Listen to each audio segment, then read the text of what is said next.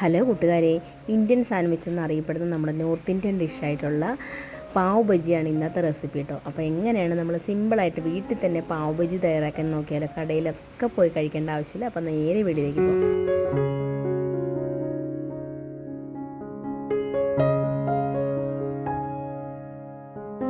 അപ്പോൾ പാവ് ബജി തയ്യാറാക്കാനായിട്ട് ആദ്യമേ തന്നെ നമ്മൾ വെജിറ്റബിൾസ് വേവിച്ചെടുക്കുക കേട്ടോ. അതിനായിട്ട് ഞാനിവിടെ ക്യാരറ്റ് എടുത്തിട്ടുണ്ട്, ചെറിയ 2 ക്യാരറ്റ് എടുത്തിട്ടുണ്ട്, ഒരു കോളിഫ്ലവറിൻ്റെ പകുതി കോളിഫ്ലവർ എടുത്തിട്ടുണ്ട്, പിന്നെ 2 കിഴങ്ങ് വലുതായിട്ട് അരിഞ്ഞെടുത്തിട്ടുണ്ട്. പിന്നെ എടുക്കുന്നത് ഇത് കളറിന് വേണ്ടി എടുക്കുന്ന കേട്ടോ, ബീട്രൂട്ടിൻ്റെ പകുതി എടുത്തിട്ടുണ്ട്. പിന്നെ നമ്മുടെ ഗ്രീൻ പീസ്, കുതിർത്ത് വെച്ച ഗ്രീൻ പീസ് എടുത്തിട്ടുണ്ട്, അത് 1 കപ്പ് എടുത്തിട്ടുണ്ട് കേട്ടോ. ഗ്രീൻ പീസ് ഇച്ചിരി കൂടുതലാണ് എടുത്തിരിക്കുന്നത്. അതിനകത്തേക്ക് ആവശ്യത്തിനുള്ള ഉപ്പും കൂടി ചേർത്ത് വെള്ളവും കൂടി ചേർത്തതിന് ശേഷം നമുക്കിത് വേവിക്കാൻ വേണ്ടി വെക്കാം കേട്ടോ. അതവിടെ കിടന്ന് നല്ലതുപോലെ വെന്ത് ഉടഞ്ഞ് വരുന്നുണ്ട്. ഒരു 3-4 വിസിലടിച്ചാൽ മതി. അതിനുശേഷം നമ്മൾ എയറൊക്കെ പോയതിന് ശേഷം എടുത്താൽ മതി കേട്ടോ. ആ സമയത്ത് നമുക്ക് വേറൊരു പാൻ എടുക്കാം. അതിനകത്തേക്ക് 1 ടേബിൾ സ്പൂൺ എണ്ണ ഒഴിച്ചു കൊടുക്കാം. സൺഫ്ലവർ ഓയിലാണ് ഒഴിച്ചു കൊടുത്തിരിക്കുന്നത്. പിന്നെ ചേർത്ത് കൊടുക്കുന്ന 1 ടേബിൾ സ്പൂൺ വെണ്ണ ചേർത്ത് കൊടുക്കുന്നുണ്ട്. അതൊന്ന് ചൂടായി വരുന്ന സമയത്ത് നമുക്ക് അതിലേക്ക് ചെറിയ ജീരകം 1/2 ടീസ്പൂൺ ചേർത്ത് കൊടുത്തതിന് ശേഷം ഒരു സവാള, വലിയൊരു സവാളയാണ് എടുത്തിരിക്കുന്നത്. ചെറിയ സവാളയാണ് എടുക്കുന്നതെന്നുണ്ടെങ്കിൽ 2 സവാള എടുക്കുക കേട്ടോ. അത് ചെറിയ പീസുകളായിട്ട് അരിഞ്ഞ് എടുക്കുന്നുണ്ട്, കുഞ്ഞു പീസുകളായിട്ട്. അതിനുശേഷം 2 ടീസ്പൂൺ ഇഞ്ചി വെളുത്തുള്ളി പേസ്റ്റും കൂടി ചേർക്കുന്നുണ്ട്. അതൊന്ന് നല്ലതുപോലെ വഴറ്റി അതിൻ്റെയൊക്കെ ഒരു പച്ചമണം മാറുന്ന സമയത്ത് നമുക്കതിലേക്ക് 2 വലിയ തക്കാളി എടുക്കുന്നുണ്ട്. ചെറിയ തക്കാളിയാണെങ്കിൽ 3-4 തക്കാളി എടുക്കുക കേട്ടോ. അപ്പോൾ 2 വലിയ തക്കാളി എടുത്തിട്ടുണ്ട്. അതിനകത്തേക്ക് ആവശ്യത്തിനുള്ള ഉപ്പും കൂടി ചേർത്തതിന് ശേഷം നല്ലതുപോലെ വഴറ്റിയെടുക്കണം. ഇനി ഇത് നല്ലതുപോലെ സ്മാഷ് ആവുന്നിടം വരെ വേവിച്ചെടുക്കണം കേട്ടോ. അപ്പോൾ നല്ലതുപോലെ ഒന്ന് വഴറ്റിയെടുക്കുമ്പോൾ തന്നെ നല്ലതുപോലെ സ്മാഷായി വരും. ഇനി തവി കൊണ്ടൊന്ന് നല്ലതുപോലെ ഒന്ന് ഉടച്ചു കൊടുത്താലും മതി കേട്ടോ. ഇല്ലയെന്നുണ്ടെങ്കിൽ ഇത് കുറച്ച് നേരം അടച്ച് വെച്ചിട്ട് വെള്ളം ഒഴിച്ച് വേവിച്ചാലും ഇത് നല്ല സ്മാഷായിട്ട് വരും. അങ്ങനെ അതിൻ്റെ ഒന്നും ആവശ്യമില്ല, അല്ലാതെ തന്നെ നമുക്കത് വെന്ത് കിട്ടും.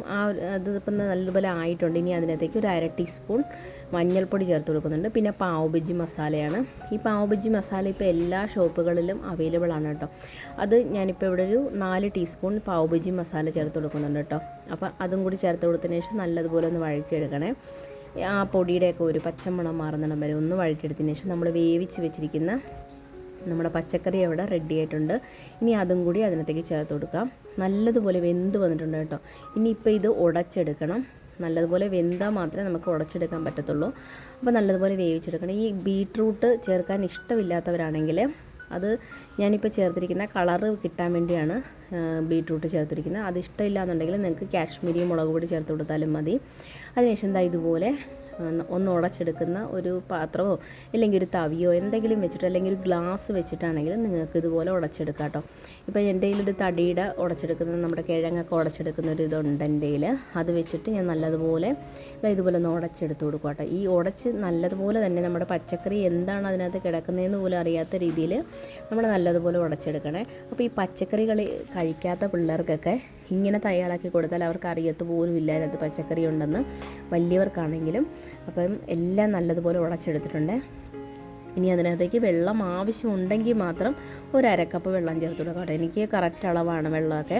അതിനുശേഷം ഒരു കൈപ്പിടി നിറയെ നമ്മുടെ മല്ലിയിലയും കൂടി ചേർത്ത് കൊടുത്തതിന് ശേഷം ഇതങ്ങോട്ട് വാങ്ങി വയ്ക്കാം. ഇനി നമുക്ക് പാവ് തയ്യാറാക്കാം. പാവെന്ന് പറഞ്ഞാൽ നമ്മളതൊരു ബ്രെഡാണ് കേട്ടോ. ആ ബ്രെഡ്, ഈ പാവ് ബജി ഉണ്ടാക്കുന്ന ബ്രെഡ് നമ്മുടെ കടകളിലൊക്കെ അവൈലബിൾ ആണ് കേട്ടോ. അഥവാ കിട്ടിയില്ല എന്നുണ്ടെങ്കിൽ നമ്മൾ സാധാരണ ബണ്ണുണ്ടല്ലോ, അത് വെച്ചിട്ടാണെങ്കിലും നമുക്ക് പാവ് ബജി തയ്യാറാക്കാം. നല്ല ടേസ്റ്റ് ആയിരിക്കും. ഇതാണ് പാവ് ബജിയുടെ ബ്രെഡ് കേട്ടോ. അപ്പോൾ ഞാൻ കടയിൽ നിന്ന് ഇത് ബേക്കറിയിൽ നിന്ന് മേടിച്ചതാണ്. ഇനി നമുക്ക് ഒരു പാൻ എടുക്കുക. പാനിനകത്തേക്ക് വെണ്ണ പുരട്ടി കൊടുക്കുന്നുണ്ട്.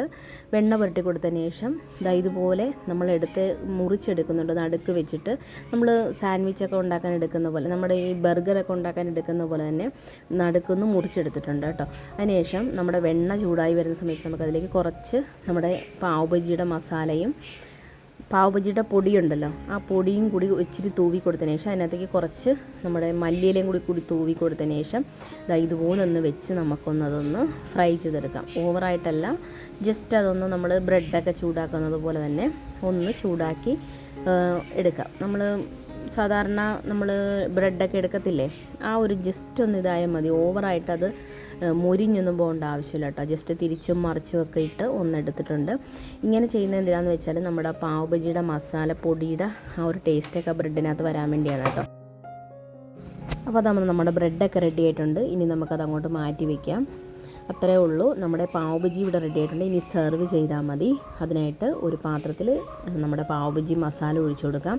പിന്നെ ഇതിലേക്ക് സെർവ് ചെയ്യുന്നത് പച്ചമുളകും സവാള അരിഞ്ഞതും കൂടി ചേർത്തിട്ടാണ് കേട്ടോ സെർവ് ചെയ്യുന്നത്. അപ്പോൾ അതും കൂടി ചേർത്ത് നമ്മുടെ പാവ് ബജി റോസ്റ്റ് ചെയ്തെടുത്തതും കൂടി അതിനകത്തേക്ക് വെച്ച് കൊടുക്കുന്നുണ്ട്. അത്രയേ ഉള്ളൂ. നമ്മുടെ കടകളിലൊക്കെ കിട്ടുന്ന പോലെ north Indian style pav bhaji ഇവിടെ റെഡി ആയിട്ടുണ്ട്. എല്ലാവരും ഇതുപോലെ ഒന്ന് വീട്ടിൽ തന്നെ ട്രൈ ചെയ്ത് നോക്കാം. നമ്മൾ എന്തിനാണ് നോർത്ത് ഇന്ത്യയിലൊക്കെ പോയി കഴിക്കേണ്ട ആവശ്യമൊന്നുമില്ല, കടകളിലൊന്നും പോയി കഴിക്കേണ്ട ആവശ്യമില്ല. നമ്മുടെ വീട്ടിൽ തന്നെ സിമ്പിളായിട്ട് നമുക്ക് പാവ് ബജി തയ്യാറാക്കി കഴിക്കാം. അപ്പോൾ എല്ലാ പാവ് ബജി ലവേഴ്സിനും ഈ വീഡിയോ അവർക്കായിട്ട് ഡെഡിക്കേറ്റ് ചെയ്യുന്നു. അപ്പോൾ എല്ലാവർക്കും വീഡിയോ ഇഷ്ടപ്പെട്ടെന്ന് വിചാരിക്കുന്നു. ഇതുപോലുള്ള പുതിയ വീഡിയോകൾക്കായി നമ്മുടെ ചാനലൊന്ന് സബ്സ്ക്രൈബ് ചെയ്യാനും ഫേസ്ബുക്ക് പേജ് ഫോളോ ചെയ്യാനും മറക്കരുത് കേട്ടോ. അപ്പോൾ പുതിയൊരു വീഡിയോ ആയിട്ട് വരുന്നതിന് വരെ thanks for watching. Thank you. By.